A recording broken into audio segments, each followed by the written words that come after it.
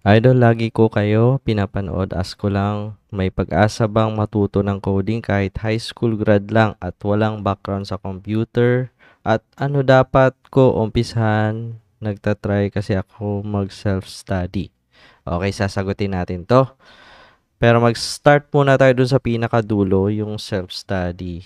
Okay? Pwede siyang gawin, pero kailangan ng malaking disiplina sa sarili para matuto ka ng coding. Anong ibig sabihin ng malaking disiplina? Kailangan marunong ka mag-organize ng oras, mag-control ng sarili. Siyempre, yung may tinatawag tayong procrastination. Ibig sabihin niya yung pagiging addict natin sa entertainment, sa media, pipigilan natin yun para lang makapag-allocate tayo ng oras. Mag-allocate ka ng oras na kung saan kailangan ka mag-aral ng coding. Kasi hindi lang naman pagko-code yan, syempre may mga theory kang pag-aaralan about coding or programming. So, hindi lang siya basta hahawak ka ng computer at magta-type lang. So, pag-aaralan mo pa rin yan, mag-allocate ka din ng oras ng pagbabasa ng mga e-books, ng mga tutorials, or ng libro. So, hindi lang basta manonood ka lang ng mga tutorials sa internet, syempre, mag-allocate ka din na magbasa ka ng mga e-books. So, ganun yung pagsi-self-study. Hindi lang yan basta-basta. Syempre, kailangan makontrol mo yung sarili mo.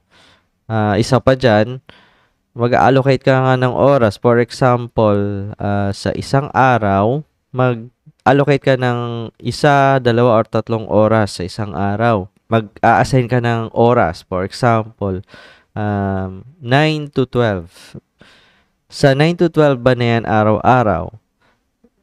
May mga interruption na possible mangyari. For example, mag-aalok yung mga mga kaibigan mo kasi nga, 'di ba, graduate high school, high school graduate. Mag-aalok sila, punta tayo sa ganto, pasyalan, punta tayo sa mall. Kaya mo bang pigilan ang temptation na 'yon na hindi ka umalis sa bahay at mag-aral ka ng programming? Sasabihan mo yung mga friends mo na, sige mga barkada ko, hindi ako sasama kasi mag-aaral ako ng programming. Kaya mo bang pigilan yon? So, yun yung ibig sabihin ng disiplina. Malaking disiplinang kailangan para sa self-study. So, hindi yun madali. Ito yung pagkakaiba ng pumasok ka sa school, tapos sa mga courses, o kaya pumasok ka sa isang training camp. Sa mga ganon, ang pagkakaiba kasi, kailangan mo bang i-push ang sarili mo na mag-aral at ma-motivate sa sarili mo na matuto at magko-correct sa sarili mo ng mga bad habits. For example, no, sa school kasi merong mga tinatawag na teacher. Sa gym, for example, sa gym merong tinatawag na coach. Sa sports may coach, may mentor. 'Yon, may instructor, may ano pa? 'Yon, may mga professor. So, yun yung advantage ng nasa school at mga nasa courses at mga nasa training camps. Kasi merong nagpupush sa'yo, hindi sarili mo, na tapusin ang mga kailangan tapusin na mga task. Hindi tulad sa kapag nag-self-study ka, sino magpupush sa'yo? 'Di ba? Mahirap 'yon, i-push mo sa sarili mo. Sobrang laking motivation ang kailangan mo para magawa 'yan. Lalo na dito sa Pilipinas, ang daming interruption, no? So pag nag-self-study ka, ang dami mong pagpipigil at pagmo-motivate sa sarili. So isa 'yon sa disiplinang kailangan ma-achieve para sa self-study. So hindi siya madali, pero pwede, depende sa mag-aaral. Isa pa dito, no, for example, gusto mo mag-self-study, kunyari talagang motivated ka na mag-self-study at kaya mong i-push ang sarili mo. Dito muna tayo sa ano dapat na umpisahan sa coding. So, nabanggit mo rin dito, wala kang background sa computer. So, ibig sabihin yan, mag-i-start ka sa pinaka-basic. fundamentals ng computer programming. Kung hindi ako nagkakamali sa ibig mong sabihin.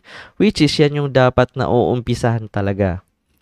Yung basic computer or fundamentals ng computer. Paano ba nagra-run ang isang computer? From hardware to software at yung operating system.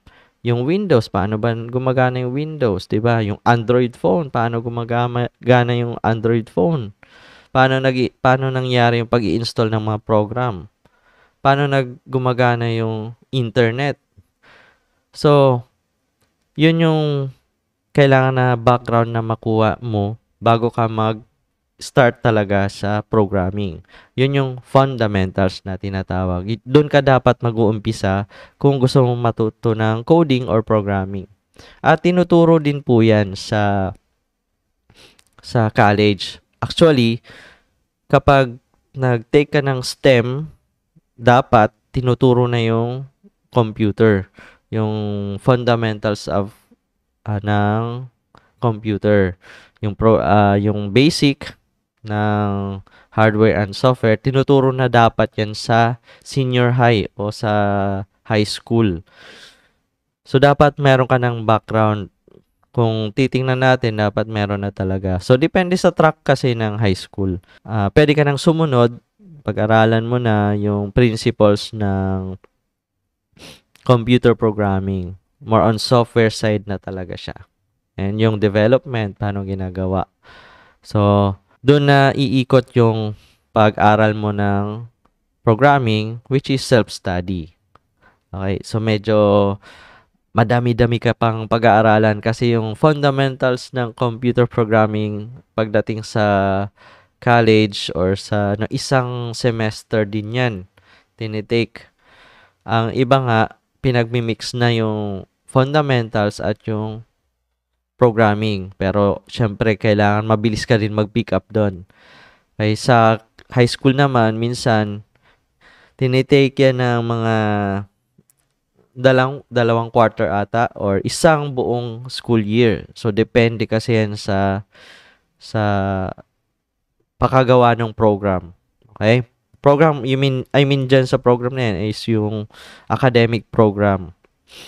Okay, ngayon, ang tanong, kahit ba high school graduate, pwede kang matuto ng coding.